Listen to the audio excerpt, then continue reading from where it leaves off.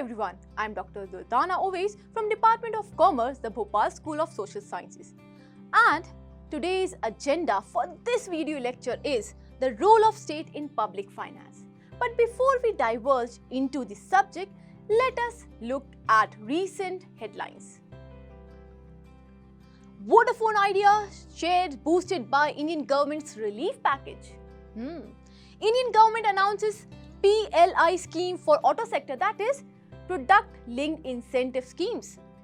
Then banks call on government to ease pressure on India's Vodafone Idea. Then India looking to tax cryptocurrency trades and ecosystem in the country. Haryana government panel suggests redefining Aravallis. Tamil Nadu government decides to be a full cost of education for government school students. Then for safety, government amends ammonium nitrate rules. Easy access to schemes, government plans digital unique ID for farmers database. And government wants Tesla to make in India before demanding any tax benefit. Gujarat government to fill 1500 vacant posts. And India to frame new laws for drug government. Indian government wants more telecom operators to be part of competition. What are all these headlines linking to? What does these headlines tells us? The government is taking care of competition also, taking care of tax also, taking care of the unemployment level also, taking care of education also. Why is this happening? Now, to understand this why, let us first study two basic definitions. First is public finance. Public finance is the study of role of government in the economy. And state is defined as a compulsory political organization with a centralized government that maintains a monopoly of the use of force within the specified limit. Now, this we are going to study today. That is the role of state in public finance. That is the role of government in public finance. How does the activities of the government influence all the economy? Now, a state's main aim is, that is, the government's main aim is economic development. And does the government only want economic development? No. Government also aim to reduce the inequalities that are existing in the economy, that is welfare for all. To fulfill these two basic roles, the government, what it does? It does controlling. Controlling of what? Controlling of production, controlling of distribution of goods and services and consumption. These activities are controlled by the government. But the question arises, when should the government intervene in the economy? And why should it intervene in the economy? For economic development and inequalities, that is understood. But when and how it should intervene? It is seen that government intervenes in the economy when it observes market failure. Although market economy is efficient enough, it operates on the basis of demand and supply. And based on this demand and supply, the price is set. So these forces are functional in a market and help in deciding prices, which benefits the consumers as well as producers. But sometimes it is seen that market economy fails to deliver the desired outcome. And also, there is the problem of redistribution. First, let's see market failures. Market failures occurs when there are externalities. Externalities occur when, just for example, if there is a producer and a consumer. A producer is producing a car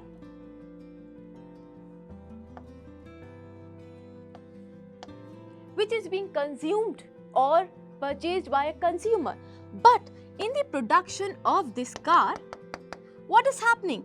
There is pollution that is occurring. Then there is water waste that is released. So what will happen if the people who are living near the area are having lung diseases and liver diseases, kidney diseases due to the polluted water? Can they say that we are not party to this contract, so these effects should not be faced by us? No, they cannot say like this. This is called as externality, the negative effect that is faced by the third party. So what should be done? The private individuals are concerned about their profit. So will they be taking care of this negative effect? No, because taking care of this negative effect will increase their cost. So here the government steps in. The second point where the government intervenes is imperfect competition. Wherever the government sees there are monopolies being created, the government steps in. Why does the government steps in? Because whenever there is only one seller in the market, he enjoys certain benefits. He can charge his own prices, and government does not want that. For that, the government makes certain laws, legal framework, so that there is more competition in the market. What will be the benefit of more competition in the market? More the number of sellers, more will be the options that is available to customers, and the competition among these will lead to reduced price. That will benefit the consumers. The third area where the government intervenes and where it is seen that market fails to provide the desired effect is for providing perfect information. Due to this imperfect information or asymmetrical information, the government steps in. Like in the case of health insurance. In the case of health insurance, the companies might provide wrong information. You have taken a health insurance which promise you certain benefits if you are admitted in the hospital or after the death of an individual. So will the individual be coming after death and fighting the case that you have promised me? No. Will the individual be fighting the case from hospital? No. So the government steps in and ensures that proper and accurate information is provided. And third area is the individual failures themselves. Individuals are not always rational human beings as we study in economics. They can be myopic at times. They can be spending more money right now and not saving for future. In these cases, what happens? The government steps in and makes it mandatory or ensures that people save for their old age. Next is the redistribution. With the growth in the economy in the last 10 decades, we have seen the GDP of our nation as well as the global economy has grown multifolds. But do we see that this growth in income is equitable? Let's see.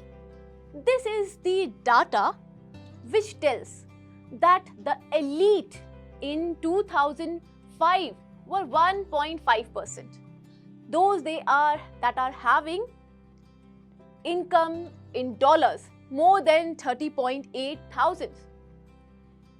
In 2016, this increased to 2%, and in 2015 it is expected to be 5%.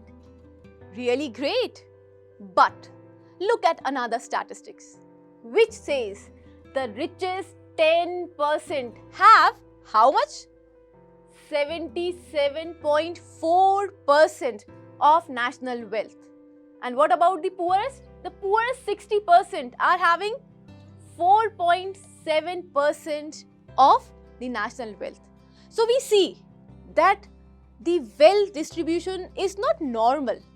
It is not normal, it is skewed. Okay? So what should be done? Can the market mechanism, can the private individuals improve this skewness? No, they won't. That is why the government has to step in, because here again the market economy generates substantial inequality, and to reduce this inequality the government has to step in and redistribute economic resources through taxes and transfers. Now, we have understood that the government should step in, should take certain actions. Now, how it can take these actions? These actions can be taken by certain functions. The first function is called as allocative function or allocation. The government can go for allocation of public goods or provision of public goods. Second is the distributive function, which involves determination of distribution of how the resources will be allocated or distributed in the economy, how income should be distributed. And third is the stabilization function. The stabilization function requires policy measures on behalf of the government, which in turn leads to instruments for stabilization policies, and these instruments are monetary instruments and fiscal instruments that are used by the government. Let us have a look at these functions. The allocative function or responsibility of the government involves taking corrective actions when private market fails to provide right and desirable combination of goods and services. Would the private market provide for street lights, footpaths, dockyards, airport? No. These are public goods. The want is there by the collection of people, but they are not provided. In such a case, the government has to allocate its resources to provide for these public goods. Secondly, the allocative function of the government focuses on the potential for the government to improve economic performances. Economic performances through expenditure and tax policies. That is why the government gives subsidies, tax incentives, like it has given to Tesla, to first start production, then only it will give incentive. Why is this incentives? Why is the government giving production linked incentives?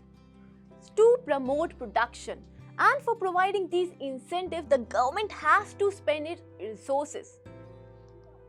The third point is determines this allocative function, determines who and what will be taxed, as well as how and on what the government revenue will be spent. Okay, so this comes under the allocative function of government. And fourth, the allocative function is concerned with the provision of public goods and the process by which these total resources of the economy are divided into various uses. Because the government's revenue is limited, it has to put into effective use. Now, we see that the government can produce these goods also, government intervenes also, government provides subsidies also. So, can we say that government acts as a complement rather than a substitute to market system in the economy? What would you say? The allocative function of the government is definitely the result of market failure, but the government's presence in the market is not a substitute to private market system or private individuals, but a complement. Next comes the distributive function. The distributive function of the budget is related to the basic question of for whom should an economy produce goods and services. And it is concerned with the adjustment of distribution of income and wealth to ensure that distributive justice, namely equity and fairness, are ensured in the economy. For this, the government provides various scholarships, pensions, providing goods at subsidized rate. Why does the government do so? Why does the government want to protect Aravalli? The government does so to ensure that the distribution of wealth is equitable in the economy. The distributive function of the government includes redistribution of income to achieve an equitable distribution of societal output. It also aims at advancing the well-being of those members of the society who suffer from deprivation of different types. So, reservations of certain segments of the society, or providing special economic zones to those areas where there is lesser development, all falls in the distributive function of the government. Next is providing equity in income, wealth and opportunities. That is why the Gujarat government was planning for providing employment opportunities, providing security for people who have hardship, the various kinds of reservations, and ensuring everyone enjoy a minimal standard of living. With this, when the government ensures that food grade, with this aim, when the government ensures that food quality is maintained, air quality is maintained, these are all done with the aim of ensuring that minimum quality is maintained. Any incentive that is given to ensure the well-being of consumers and people falls under the distributive function. A few examples of redistributive function includes the taxation policies of the government, the progressive taxation policies of charging higher rates of tax to those people who have got higher tax paying capacity, and charging lower tax to those who are having lower paying capacity. Then provision of subsidies to poor is another example where the resources are used to provide for poor household. Then when the government used proceeds from progressive tax system for financing public services, especially those that benefit lower income households, like the supply of food grains at highly subsidized rate, is another example.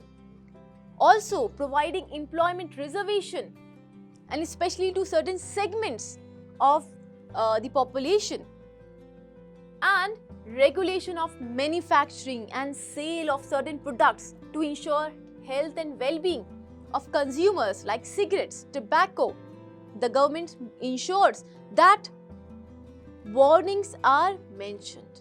All these, and for maintaining all these, the government ensured that there is a legal system, administrative system, which requires government cost, the revenues to be spent.